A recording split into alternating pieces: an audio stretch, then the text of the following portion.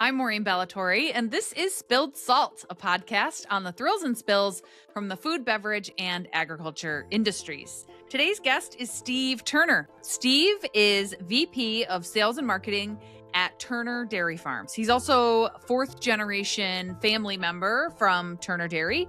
They have been a fixture of the Pennsylvania agriculture scene since the company was founded in 1930. So we're looking at almost 100 years here. Family owned and operated since its inception, Turner's is committed to serving their neighbors the highest quality, best tasting beverages, and fresh dairy. Turner's believes there's nothing more important than the quality and commitment to diligent labor and the value of connecting each and every one of their neighbors. I just love when a company shows their shared values in their descriptive language like that. And not only do they talk the talk, but they walk the walk. We had the pleasure of working with Turner Dairy to overhaul their website a couple years ago. Just lovely people, and that's how I learned about the brand. And some of what we talk about today on the episode is some of what makes them special, not only in their approach to brand building, which is incredibly strong, and you can tell by the way that Steve talks about their approach that it truly permeates everything that they do, but also their business mind and how they have taken on some strategic acquisitions and their approach to limited time offers and drops for the business have been really quite brilliant. I hope you enjoy it. Enjoy the conversation.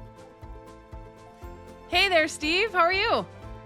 Great. How are you doing, Morgan? I'm good. Thanks so much for joining me for the pod today. I'm so excited to chat with you. Absolutely. Glad to do it. Looking forward to it. Awesome.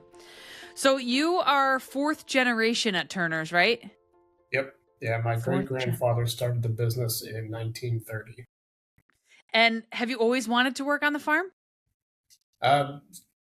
Yes and no. I mean, I did when I was in high school and college and all that kind of stuff. I actually went to college initially for engineering and then decided, actually had a professor it was my freshman year. She was a communications professor, and to make a long story short, her husband's family owned a business that's actually one of our customers. So when she found that out, she was like started talking to me about that and the relationship between her family and ours, and that really made me think about wanting to join the business. Plus, I got to calculus 2 and realized it really wasn't all that much fun. So I decided that business would be a lot more fun and interesting, and plus, really the value of connections and people, relationships, stuff like that was really important. Yeah. So tell me a little bit about your sort of role post graduation. You know, you leave college, you go back on the farm. What sort of were your initial responsibilities? And you are now VP of Sales and Marketing. And so I imagine that there has been some evolution there too, right? In terms of what you're responsible for now. So talk about that a little bit. Yeah, so after school, I graduated with just a general business degree. And again, kind of liking the relationship side of things, went into being outside sales rep. So started in that, managing a territory of customers with kind of near Pittsburgh. I think I was south and east of the city.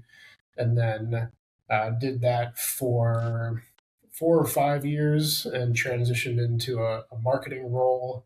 Then oversaw marketing and customer service, and then transitioned just in the last year and a half or so to oversee all sales, marketing, and customer service.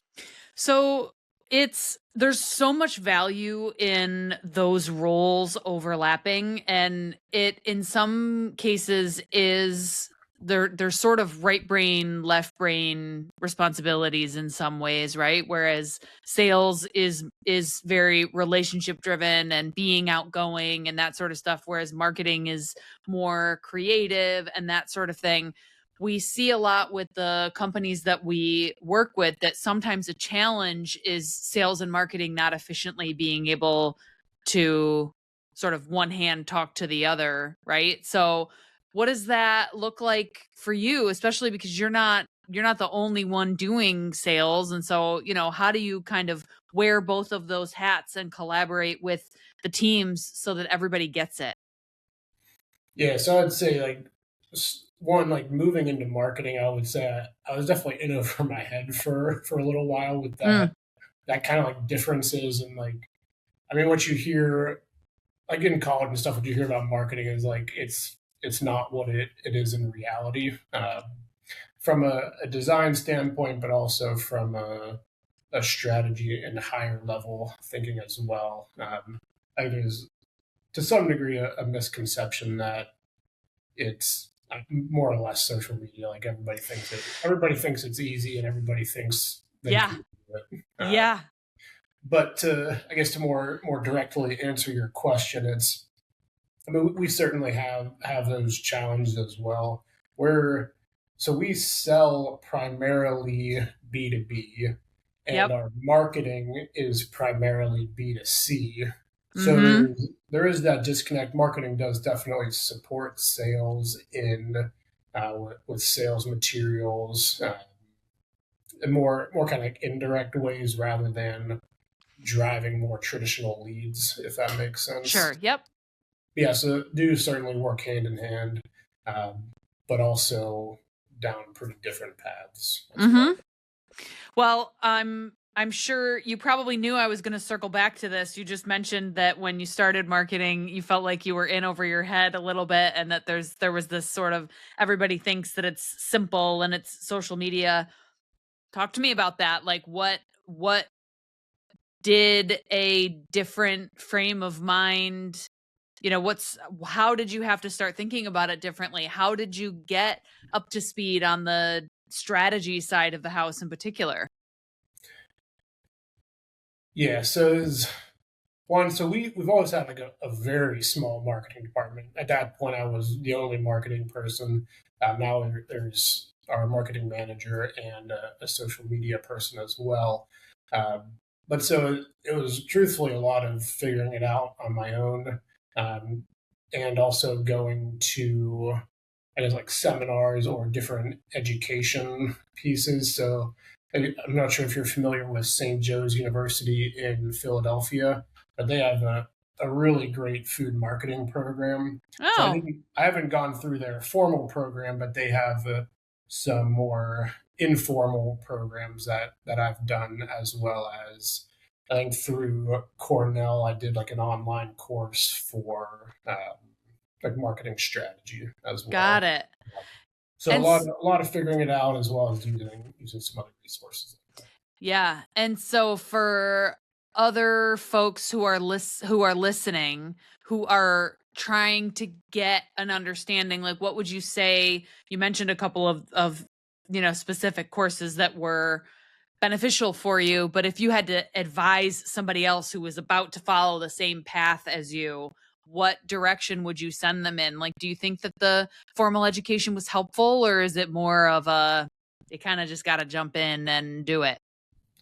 I mean, I think you kind of have to be a person that's going to just jump in and do it and figure it out and put in the work. I think what probably would have been more valuable for me and just like kind of the way I work and learn is to have more of a mentor that was like an Mm, expert in those fields. yeah. Um, Probably truthfully would have been probably more valuable to me. Uh, Mhm. Not that the education was bad, like that's what was available, Yep.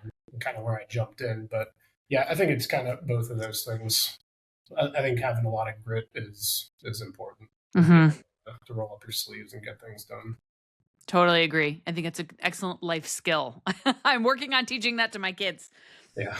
Um, I really think that Turner's has some of the best merch and brand partnerships. So I want to talk about some of those here.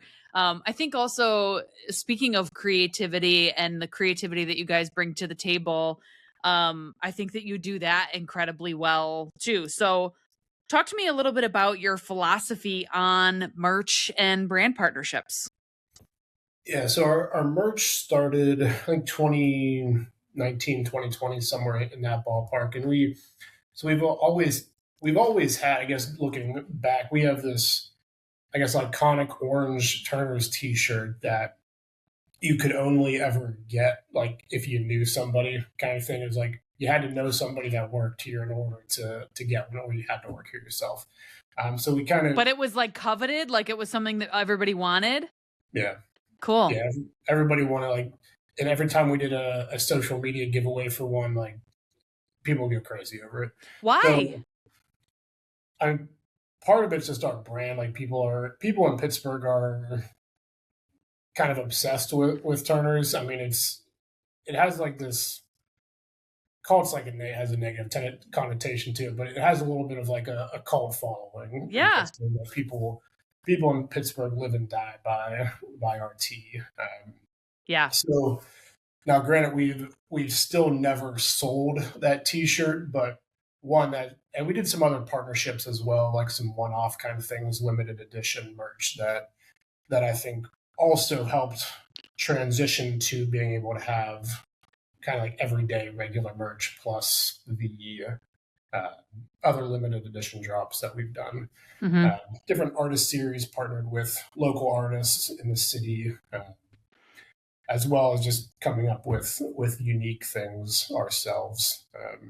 I think unique and hard to get things are like really key for us for it, because we're really not in the business of selling T-shirts, but it's a great marketing tool for us. So we don't really want to have like a ton of stuff just sitting around. So having things that are in and out, limited drops, kind of drives a sense of urgency there as well. And then with the partnerships we've done, I'm gonna pause you right there. So before we go to partnerships, I know I just asked you a double question, but you just spurred a bunch of questions about merch. So I want to hold there for a minute before we go to partnerships, because you made a point that I think is critical for brands to understand, that you are not selling merch to be a merch company, right? You're not in the business of T-shirts, right? But selling merch, and especially when you're building on what you started this off with, you said there was this iconic orange T-shirt that like our community just loved and wanted because we've got this really strong following. Strong merch contributes to brand building, and that sort of thing where like it's the cool, it's the cool thing to wear. It's a comfortable thing to wear, and so I'm going to wear it more often. You're building this whole army of brand advocates who are walking billboards, right? Is that been your philosophy, and is like one of the reasons why you keep it going, or has it been more so about like the fun of it and the creativity of it? More so on the former, the opportunity for the marketing value of it. I do think it definitely drives interest as well, and keeps people going to our social media, to our website, but definitely more the former, and driving that marketing message, the billboards out there. Like, if people care enough about your brand when you're not a merch brand, if they care enough about your brand to buy a T-shirt, buy a hat, buy whatever it is, like they're an advocate, they're an ambassador. Totally agree. Okay, thank you for sticking there with me. Okay, now brand partnerships. Let's talk about that. Yeah, so those have been primarily on the product side. So whether that's a product we make or a product that the partner makes, we've done a bunch of them over the years. So maybe back up one step. We've done a lot of limited edition flavored milk. So right now we have a chocolate peanut butter. We're about to do a cookies and cream. So a lot of those partnerships have centered around that concept and those products specifically. So we did a collaboration with Grist House, which is a local craft brewery. So when we had, for example, brownie batter milk, they made a brownie batter stout. Oh, cool. Using our same branding, packaging. And then whenever people would go and buy a brownie batter stout, they would get a pint of brownie batter milk along with that. So that was one of the kind of first big things. And plus that kind of got us into a different part of the market with like the alcohol market. Like that's traditionally a lot more exciting than milk, right? Like nobody thinks milk is like very exciting. So that kind of gets us into a different audience there. And then some we've done the other way, a regional restaurant brand, Eden Park. So they're the Smiley Cookie. We've done a Smiley Cookie flavored milk with them. So again, bringing their audience to us as well as our audience to them. And these partnerships have been important for a lot of those reasons, but we also have we have a small team and a pretty small marketing budget. So we don't have the millions of dollars that big companies do. So we have to find ways to be creative to stay in the conversation with people, to expand our audience by partnering with like-minded brands to kind of branch that out a little bit. And then the biggest one that we did, I think it was three or 4 years ago now, we partnered with Iron City or Pittsburgh Brewing to make a hard iced tea product, which was definitely the biggest, I would say, in terms of reach and actual sales as well. That's a product that we were literally working on for, I think, 5 years. Oh, wow. We actually got it right and brought it to market. So that one was really exciting for us, and definitely the biggest for sure. So you are not the only dairy that does other beverages, right? Like tea, etc. Why is that? Why is it common for a dairy producer to do other beverages, lemonade, iced tea, that sort of thing? So I think it's more common in this region of the U.S. than others. But one, so the fluid milk industry has been declining for last 10 plus years. Yeah, 10, 20 years easily. And is also a lower margin product than iced tea, drinks, things like that. So we actually started it in the 70s making iced tea. We made juice before that, but started making our iced tea line in the 70s. And that was really, I guess, kind of conceived out of a need that like steel workers in Pittsburgh needed or wanted a cold drink while they're working in the steel mills. And we actually started it as just like a summertime thing, just did it for a few months out of the year. And it just kind of organically grew over that period of time. So it's diversification, it's new products. I mean, we actually sell right about 50-50 milk and iced tea. It's awesome. And that's not normal, like in other parts of the country. Pennsylvania in particular has a lot of that. New York has quite a bit of that as well. Yep. And for whatever reason, people in Pittsburgh drink a lot of iced tea compared to other regions. Like, whenever we get a new category manager for like a national C-store chain, right? Like they'll look at the planogram sets and basically be like, "What the hell is all this iced tea doing in here?" Like, and then they look at the numbers and they're like, "Oh, it's moving." Yeah. So we in Pittsburgh in the cold vault, iced tea is about double what it is in other regions. Even if it's in Ohio, we just, for whatever reason, we just drink a lot of iced tea here. Yeah. Yeah, know your market, right? So you've been doing the iced tea since the 70s. And so help me understand why this hard iced tea partnership with Iron City took 5 years. So that was really just like product formulation. I guess we did like the grist house partnerships, but those were very small scale kind of things.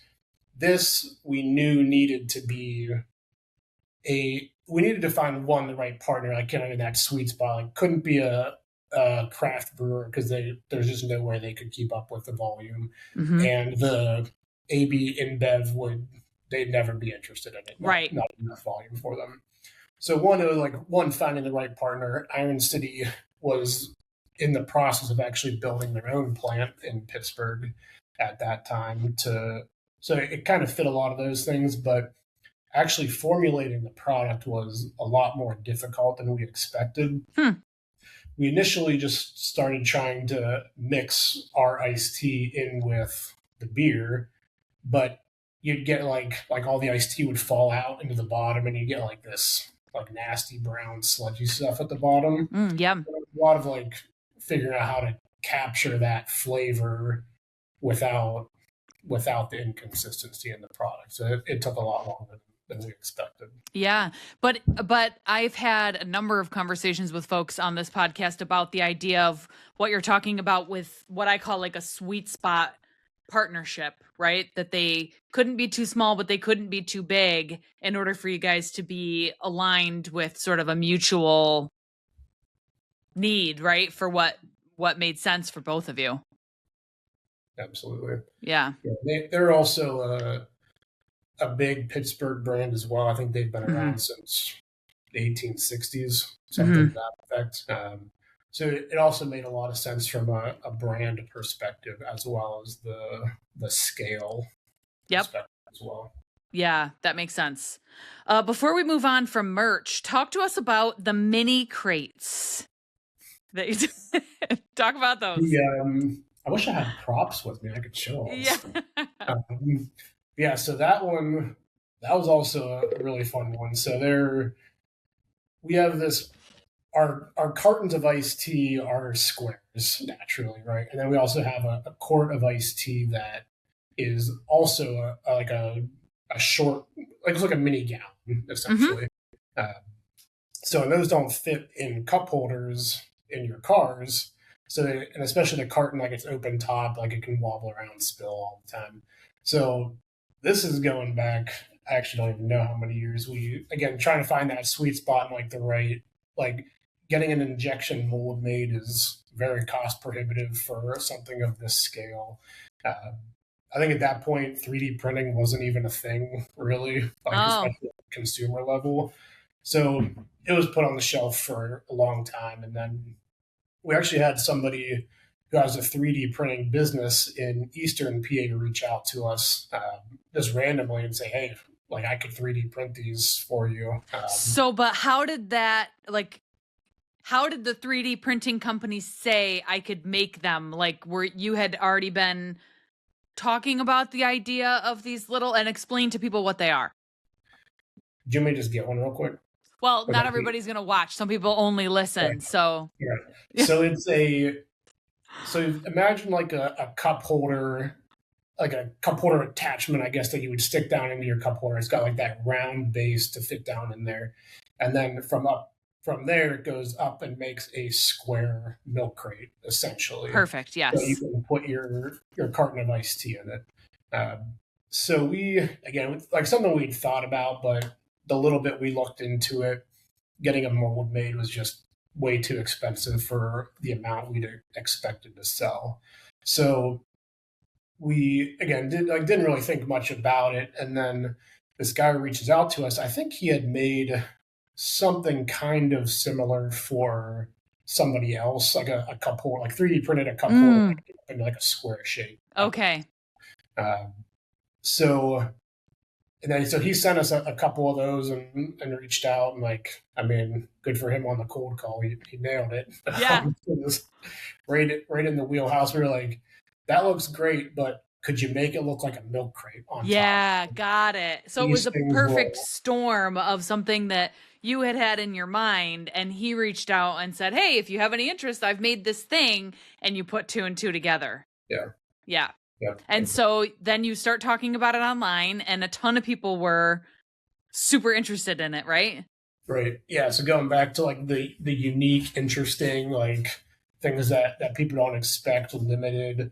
We did like the first time we did them, we did a pre-sale, and it was like, you have to order them within this week or 2 weeks or whatever it was to, again, one, drive some urgency, but again, not being in the merch business, we didn't want to buy 5,000 and sell 20 because that'd be bad. So right. But then it also took a long time to 3D print. I think it was like 1,000 of them or 1,500 at the time. It was like, then people were mad at us because we were too far behind on orders, and so it kind of turned into a thing. But you had a ton of interest, right? Like everybody wanted them. Yep. So they're adorable too. So anybody who's listening, or you can go to the Turner's website. And are they still on the website? Yeah, yep. and you'll look at the merch page and you'll find them there. Yeah, so it was a blast. The first year we did them just as for the pint cartons. The next year we added the quart ones, and I think that same year I was like doing fun April Fool's Day stuff on social media. So we actually got the guy to print one that a gallon could fit in. Yeah. And it's like we did this like fake infomercial that like I spilled a gallon of tea in my car, and like people went nuts over it. Yes. So I love it so much. I also love, like, I think that the energy that a new generation can bring to a business is really exciting to me, right? And you're showing the evidence of that by pursuing sort of the long tail of this sort of stuff with the April Fool's joke, and like you went through all the trouble to make this hilarious infomercial that people loved, and that sort of surprise and delight is exactly what consumers want to engage with. So you clearly, even though you mentioned that at first marketing wasn't really your bag, you clearly got up to speed, because that sort of stuff makes sticky customers. It's the kind of thing that people want to engage with. It builds strong brands. So kudos to you and your team on that stuff. I think it's awesome. Thank you. I also, before we move on because I want to talk about BL here next, but I think also one of the super cool things that you told me about a couple years ago when we had dinner somewhere in upstate New York before the NEDBIC summit was Picklesburg. What is Picklesburg, and what does Turner's have to do with Picklesburg? It's the most insane thing you could ever imagine. It's an entire food festival in Pittsburgh centered around pickles. Truthfully, I'm not like, I don't really like pickles. I don't think they're that great. Like, I'm not obsessed with them like people are. I think last year was the 10th year, but they had probably 250,000 people come to this food festival over 3 days in the city. It's absolute mayhem.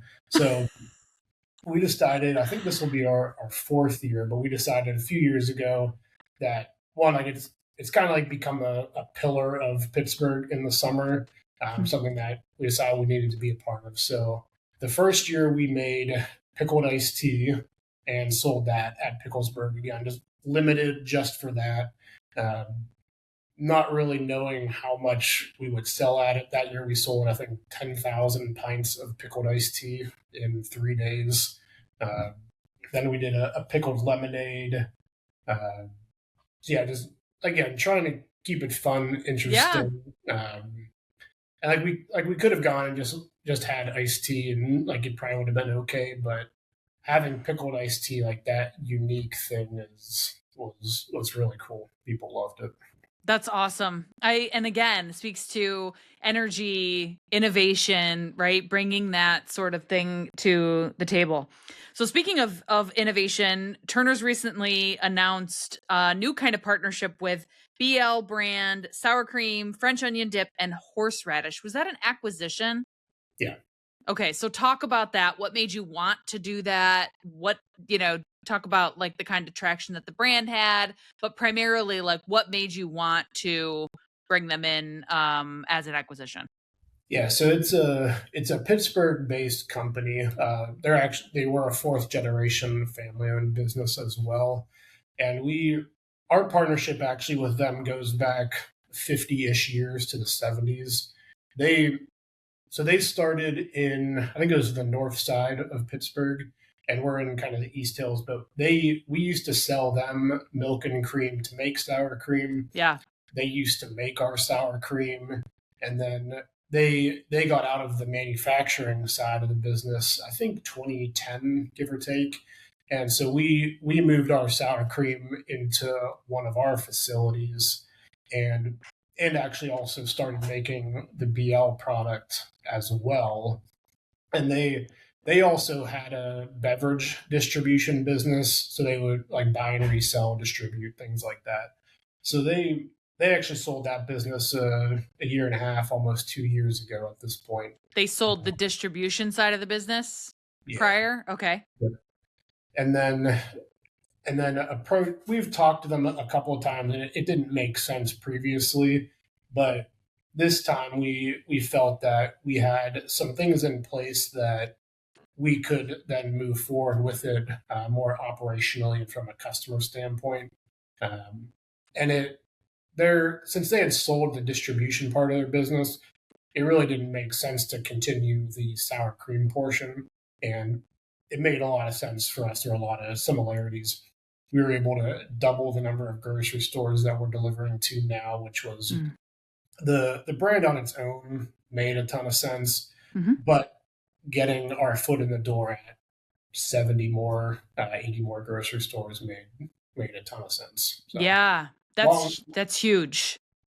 Yeah, long history of partnership over a long period of time. Like my grandpap actually used to deliver tankers of milk down there. My uncle did, and then so we've probably known at least 3 generations of their family. They've known 3 generations of our family. So it's kind of a cool culmination, I guess, of a long partnership. And so why did they want to get out of the business? Was it like they had an outgoing generation and no incoming generation that wanted to take over? Or was it just, that kind of over the years with the changing landscape, they didn't really want to do it anymore? Or talk to me about why from their side, and perhaps that's an unfair question because you're not in their heads, right? But I'm always curious about not only the acquisition side of the house, right, which at all the reasons that you just explained made a lot of sense, efficiency and operations, right, from the production standpoint, as well as additional doors, right? And so your ability to have further relationships there. But from the family business side, I'm always curious about why get out. What do you know about that? Yes, I definitely can't speak to the beverage distribution portion that kind of happened a year and a half before this. Right. I think especially once it got to their business was really just distributing sour cream, French onion dip, horseradish. It didn't financially make sense, really, truthfully, at that point. Got it. So, and it made sense to kind of offload that to somebody like us. Yeah. Well, I think also from your standpoint, what you spoke about efficiency and that sort of thing, and you made mention of another thing earlier that I think all like ladders up that I want to just connect for listeners is you mentioned my word, not yours, but the difficulty of fluid milk. It's a really, really challenging industry, and you have to have the economies of scale in order to have any hope or prayer of making it work, right? Yeah. And there is, I think, immense value in value added, right? And that's where there's a lot of potential and opportunity for traction, and you get a longer shelf life, and, there's more diversity, Would you agree like that the value added side is where you're going to see more opportunity? Absolutely. Those are the growing parts of the dairy industry. Yeah. And even within fluid milk, the value added fluid milk is great. Mm-hmm. But especially cheese, cottage cheese is the hero of the dairy aisle right now. Whereas it was 5 years ago, nobody ever talked about cottage cheese. Now it's all everybody can talk about. Yeah. From a consumer standpoint, those products are just more, I don't know, like interesting is the probably not the right word, but there's more you can do with them, like with cheese. Like you can put it in recipes, you can eat it, you can do whatever with it. Whereas, right. Especially the conventional white milk is actually a professor at St. Joe's University, he always refers to the dairy case as the cold white tundra of the grocery store. It's cold, it's white, and nothing ever changes. we now in the fluid milk space, we've tried to push that envelope with some of those things that we've talked about, but in terms of like conventional white fluid milk, he's absolutely right. But Yeah. there's a lot of areas for growth, for opportunity in dairy, including in fluid milk, and especially cheese culture and those other categories. Yeah.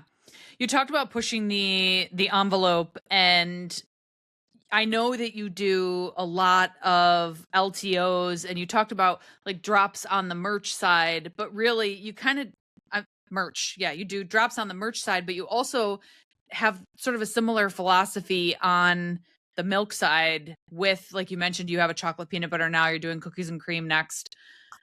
What does that look like for you, especially because it's something we frequently recommend to clients, but sometimes they can't wrap their head around, well, then that's something that we have to work into the production cycle, right? We're only selling it for a short period of time. Tell me about your philosophy around LTOs when it comes to the fluid milk, and what's the perception from the retailer side of the house, especially with this is where your sales and marketing hat is a great value to listeners to be able to get that perspective. What do the retailers say and like or dislike about the LTOs?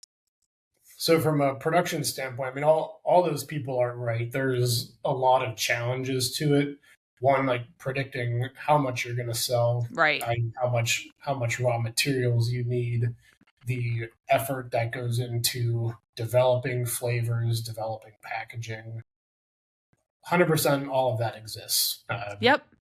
But we actually 10 years ago, 2016 is when we did our first one, which ironically was actually chocolate peanut butter the first time we did it. And 10 years ago, we had no idea how much we were going to sell. Right. We just picked a number, like, we'll see how it goes. Yeah. And fortunately and unfortunately, we picked too low of a number the first time. We sold, I think we sold 10,000 half gallons of chocolate peanut butter milk in 8 days, and it created an absolute rat race for consumers, for customers, and it was, again, good and bad. It was a mess in both directions. Everybody was like calling, panicking, like, where can I get more? Like all this stuff. Oh my God. All that to say, like, we didn't just figure it out and get it right. We also had plenty of flavors that were losers. Nobody liked them. We were all sitting around trying them, like, oh, that's a good flavor. The worst one we did was gingerbread.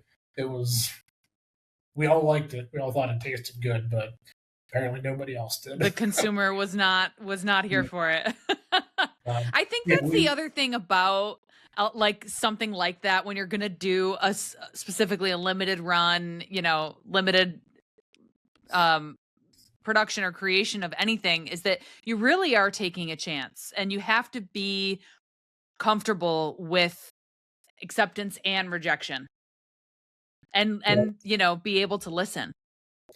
I was actually just thinking the exact same thing. Like, you have to be willing, if you're going to do it, you have to be willing to take the risk and understand that not everyone is going to be a winner. I mean, you got to win more than you lose on them for sure. It's not going to be worth it. But absolutely, they're not all going to be winners. Right. And that's a risk that we've decided we've been willing to take because the conventional fluid milk sales decline. We need to do something to drive traffic to our brand, to our stores, and things of that nature. So talk to us about the retailer side. Like, do they love the LTOs? Are they challenging to slot in? They're, again, at first definitely was more challenging. And the bigger the retailer, the more challenging all of it is. Like that first example of chocolate peanut butter I gave you that we did 10 years ago, one of our biggest customers actually decided they weren't going to bring it in, and then saw the hysteria and was like, we need to get this. And we were like, that's great, but we don't have any more. Right. So again, there's some that every once in a while a retailer will decide they're not going to bring in. In terms of slotting, we usually just take one of our own facings. It's like if we have two or three facings of chocolate milk in a store, Yeah. we'll cut one of those and turn it into a slot for LTOs. So there's not a ton of challenge from that perspective. Yep. The one of our, I guess, big hurdles that we had to overcome was how far in advance we had to be planning these things. Early on, we were like hand to mouth on it. We were like deciding a few months beforehand, whereas some of these retailers need all of the information for even up to like 6 months in advance. Right. So we've had to extend our planning cycle quite a bit as well. Mm-hmm. And have you found that the LTOs have had a brand lift across the board? Like, is an LTO helping to lift, your regular white milk SKU? More get a lift on chocolate milk. Okay. So it definitely has more translation there, and it's hard to kind of measure at this point, but early on we definitely saw a lift in chocolate milk sales during those periods. And what we found was, let's say you have a chocolate peanut butter on the shelf and it's interesting, it's going to drive some traffic to the door, and maybe somebody doesn't pick up the chocolate peanut butter, but they'll pick up a chocolate milk instead. Sure. Yeah. Yep. That makes sense. Chocolate and chocolate. Chocolate's the absolute winner. Chocolate plus a flavor. Mm-hmm. Almost always a winner. Anything that's not chocolate it's less certain how it's going to do. Like gingerbread. Yeah, exactly. Or like pumpkin spice, I would imagine, right? But if it was like a chocolate pumpkin or something like that, you're saying that if it's chocolate plus, that's when it tends to do well. Yeah. Yep. Makes sense. We've had some chocolate plus that aren't great. Mm-hmm. Like we did a chocolate peppermint it was good. It wasn't great. Mm-hmm. And we've had some non-chocolate flavors that have been really good. Like we did a cinnamon roll milk a few years ago. I mentioned that Smiley cookie partnership we did. So there are good non-chocolate flavors. It's like chocolate's consistently here, right? And non-chocolate is a step down. Yeah, well, and what it's all about is trial and error, right? And so you just mentioned that, if you're going to do this sort of thing, you have to be comfortable with an element of error, right?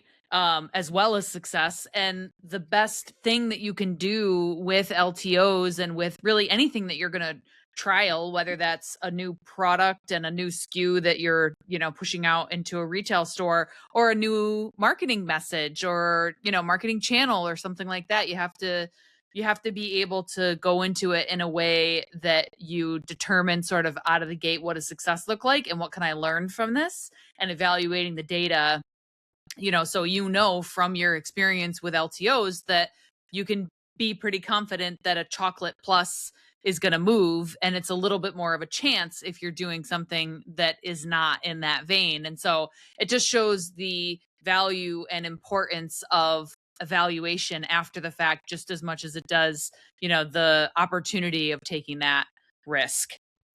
Absolutely. And to your point about like what does success look like, our primary goal is marketing and branding with right. these. They absolutely need to sell and be profitable, but if they don't sell, it's not successful for us or retailers.